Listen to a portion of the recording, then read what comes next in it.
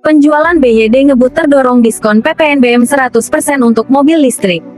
Sebelum nonton jangan lupa like dan subscribe ya friends. Produsen otomotif asal China, PT BYD Motor Indonesia menorehkan penjualan moncer pada 2024.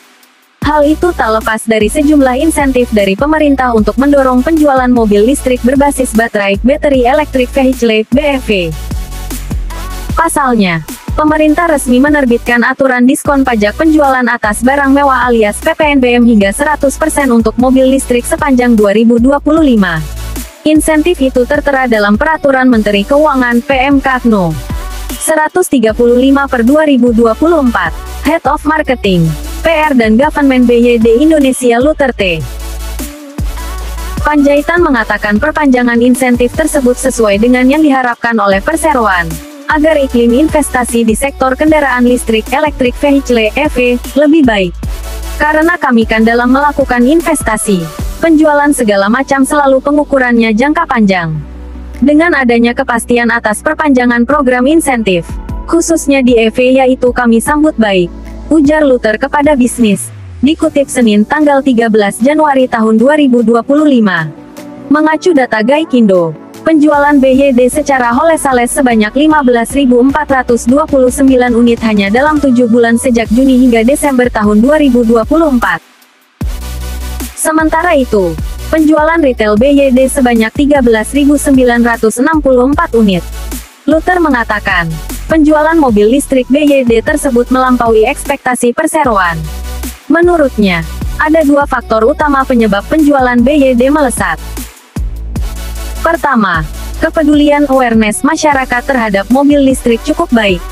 Kedua, saya bilang artinya pilihan masyarakat untuk membeli BYD sebagai mobil listrik itu semakin tinggi confidence levelnya. Nah, itu membuat kami semakin yakin juga untuk investasi di Indonesia.